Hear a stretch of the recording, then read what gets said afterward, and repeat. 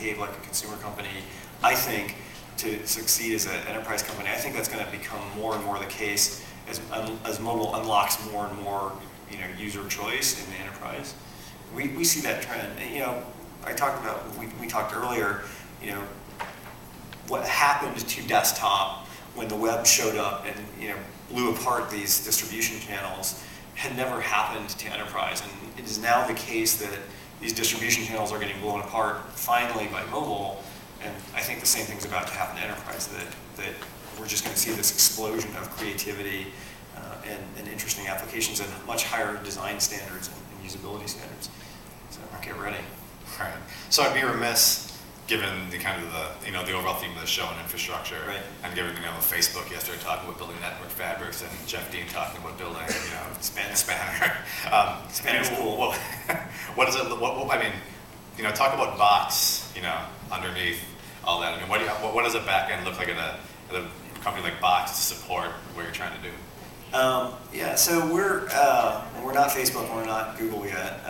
We're not quite at that point where we get to build our own networking hardware and software and things like that. I would love to be able to. Well, we're at the fortunate point of we're big, but we're not gigantic. So we're big enough to that it matters, it hurts. So, but we're not so big that we can't use a lot of standard technology. So our backend is actually kind of boring right now. We're just very straightforward PHP, MySQL, and filers. We don't do a lot. We do some backup to cloud services because it's a good operational practice to have data stored in two different systems so that a bug in one system doesn't affect the bug in the other. So we do that. We're looking at next generation things. We're looking really hard at Swift and OpenStack, and there's some things we want to add to it. We'd like to have.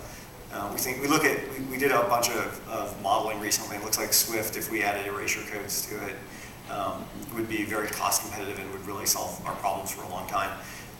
So that's what we're thinking about. The big challenge we have is just growth, where we double in size a couple times a year. It's really fast growth. So we're fine now, but we're very much looking like 2 and 3 years down the road. When you say move to Swift, you mean Swift as opposed to Amazon? Yeah, I think we're looking at a lot of different options. One thing we've been talking about is Swift in our own data centers. We run our own data centers. We don't live on Amazon. We just back up to Amazon. But Swift in our own data centers, and then moving to Glacier for the backup, because Swift seems like it could be a very robust solution for us. The challenge is mostly we would be the biggest thing we've ever heard of on Swift, so we're not totally convinced we want to go first. Maybe the pioneer tag, like we talked about in that session. Yeah, it would be cool, but we're in the process of evaluating, building proof of concepts, putting load on it, seeing what it feels like to operationalize something like that. So, I think we want to do things like that. I obviously the Google infrastructure is fun. I kind of miss it. It's a really big scale. It's a crazy big scale. It has that kind of scale also has its own challenges because it's hard to really know what's going on in there. When you look in terms of, when you say, so right now you're fine, but as Box gets more collaborative and bigger accounts, and you get these big users with 30,000 employees or whatever.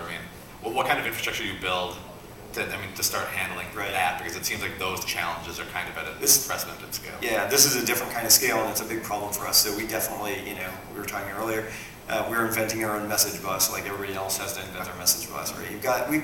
We're starting. It's kind of funny; these problems come back up again over and over. We have what we call there's the Obama problem and the Scoble problem. We joked about this when I was at Google building networking or social networking stuff. The Obama problem is 1 million people follow him. The Scoble problem is he follows everybody.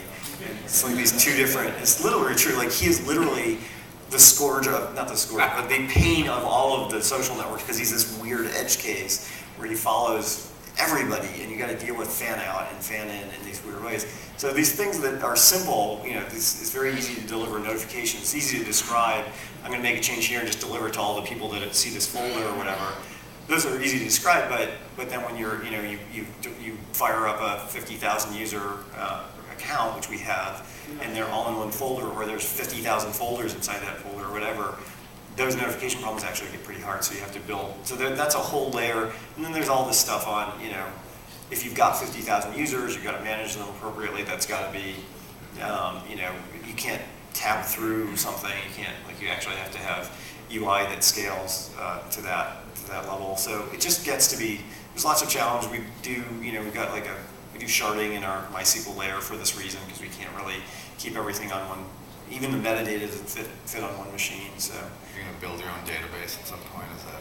I hope not. I don't think we'll need to build our own database. I mean, MySQL is an underrated technology. I think it's sort of boring. It's over. It's done. People know what it is. It's not really moving that much, but it actually is a pretty good workhorse. It gets a lot of stuff done, and you can do a lot with it. So I don't think we're going to. Although one of our next challenges is widely distributed multiple data centers. So we have one of the problems of a data set like the Google Docs stuff or Box is the data set itself doesn't shard. It's a web, right? Any user can collaborate with any other user on any piece of data.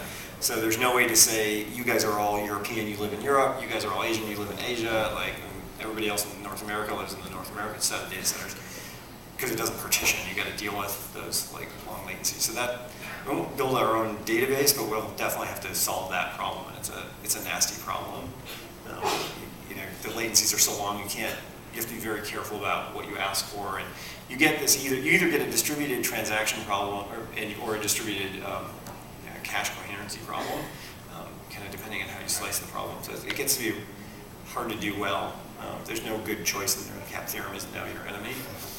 All right. What about, you mentioned scaling the UI too. That's something that I think you see a problem with. I use Facebook, and sometimes I actually rarely use Facebook, but I used to, and sometimes I go, this is busy or something. How do you scale UI to tens of thousands? Yeah, it totally gets. Hopefully we'll get to start working on stuff like this at some point soon. I think it's we have a feed of changes that happen to folders that you're shared to, and it can get very overwhelming, even in an organization size of Box. That feed is actually pretty noisy. It's getting to be not very useful. So it's definitely, I got to hire an ML expert or two and start actually thinking about doing some kind of ranking in there and filtering and stuff like that. So we might wind up having to solve that problem too. So does Box become more intelligent to some degree, in terms of what it's displaying or notifying you of? Or? Yeah, you'd want it to, right?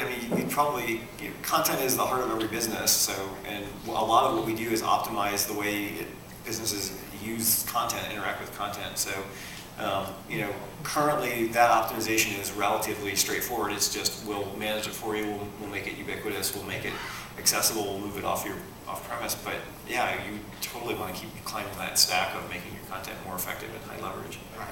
And so, last question, I'm going to make a kind of a generic one, but if you look at Box today versus, let's say, 3 years from now after you guys have IPO or whatever, what does the product look like? How's Box a different product today than it is? Yeah, 3 years out? I think we're gonna. So a couple of things. One is, we're gonna continue to invest in and deepen the platform aspect of it. So I think part of what will be different, hopefully, is a lot of people will be building on top of it. We just announced our Box Rev thing, which is kind of encouraging developers to get more engagement with the community. I think there's a real possibility of building out a very vibrant application store with a lot of people in it. I think that would be pretty cool. And then I think the other big theme is, so developers is one, and then the other big theme is, I think, content creation as well, as opposed to just storage.